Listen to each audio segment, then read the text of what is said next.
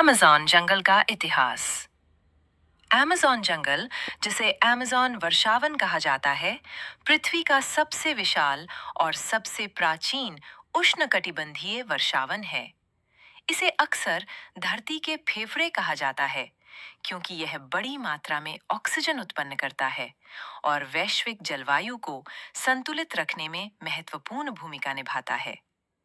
Amazon जंगल केवल एक one क्षेत्र नहीं, बल्कि लाखों वर्षों में विकसित हुई एक जटिल प्राकृतिक, सांस्कृतिक और ऐतिहासिक धरोहर है। वैज्ञानिकों के अनुसार अमेज़न जंगल का विकास लगभग 5 करोड़ 5 लाख वर्ष पहले हुआ, जब दक्षिण अमेरिका और अफ्रीका महाद्वीप अलग हुए।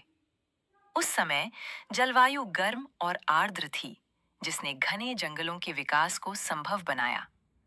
धीरे धीरे यहाँ विविध प्रकार के पेड़, पौधे, जीव जंतु और सूक्ष्म जीव विकसित हुए।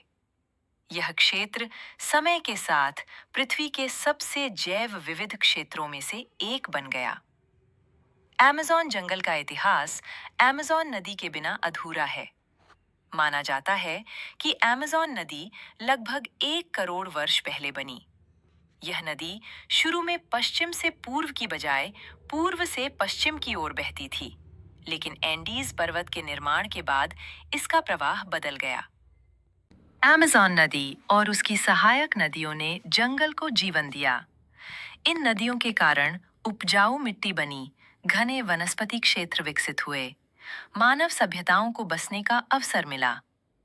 यह एक आम धारणा थी कि अमेज़न जंगल हमेशा से निर्जन और असभ्य क्षेत्र रहा है, लेकिन आधुनिक शोध इस सोच को गलत साबित करता है। आदिवासी सभ्यताएं अमेज़न में कम से कम 10,000 वर्ष पहले मानव बस्तियां मौजूद थीं। यहाँ सैकड़ों जनजातियां रहती थीं, जैसे यानोमामी, कयापो, तुपी, गुआरानी। इन जनजातियों ने खेती की उन्नत तकनीक विकसित की, टेरा प्रेटा, उपजाऊ काली मिट्टी बनाई, नदियों के किनारे नगर बसाए। अमेज़न की सभ्यताएं प्रकृति के साथ संतुलन बनाकर रहती थीं। वे जंगल से उतना ही लेते थे जितना आवश्यक हो। पेड़ पौधों को देवता समान मानते थे, शिकार और खेती में संतुलन रखते थे। सन 1541 से 42 में स्पेनिश खोजकर्ता फ्रांसिस्को डी ओरेलाना ने पहली बार अमेज़न नदी को पार किया। उन्होंने यहाँ शक्तिशाली महिला योद्धाओं की कहानियां सुनी, जिसके कारण नदी का नाम अमेज़न पड़ा, ग्रीक कथाओं की अमेज़न महिलाओं से प्रेरित। उपनिवेशवाद का प्रभाव यूरोपीय आगमन अमेज़न के लिए विनाशकारी सिद्ध हुआ। यूरोपीय बीमारियों से लाखों आदिवासी मारे गए, जबरन धर्म परिवर्तन हुआ, गुलामी और शोषण बढ़ा। 16वीं से 18वीं शताब्दी के बीच अमेज़न की जनसंख्या में भारी गिरावट आई। रबर क्रांति 19वीं शताब्दी 19वीं सदी के अंत में अमेज़न में रबर बूम शुरू हुआ। रबर की मांग बढ़ने से जंगलों की अंधाधुंध कटाई हुई, आदिवासियों को जबरन मजदूरी करवाई गई, कई जनजातियां पूरी तरह नष्ट हो गईं।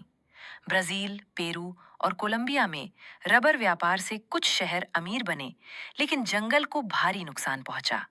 20वीं शताब्दी में परिवर्तन 20वीं सदी में सरकारों ने अमेज़न को विकास के लिए खोल दिया।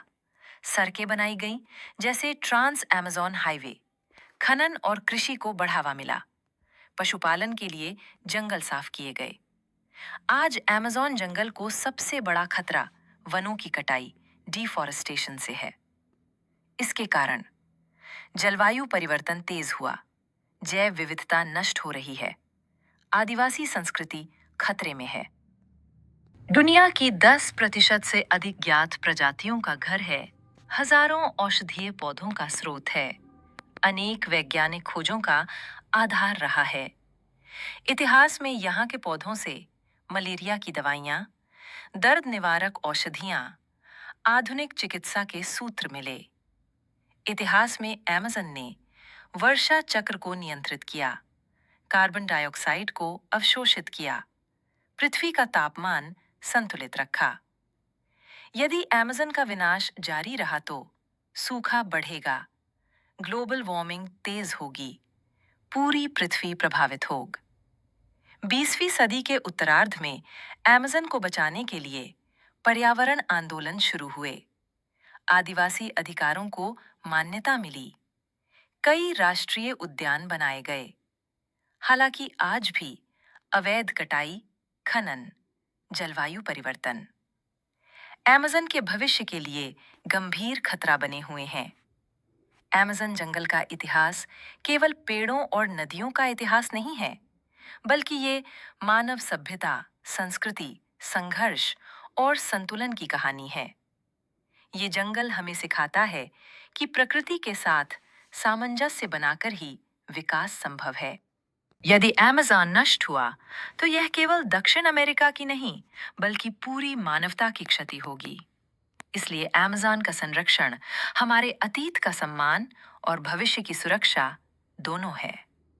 वीडियो अच्छा लगा हो तो लाइक, शेयर, कमेंट, चैनल को सब्सक्राइब जरूर करें।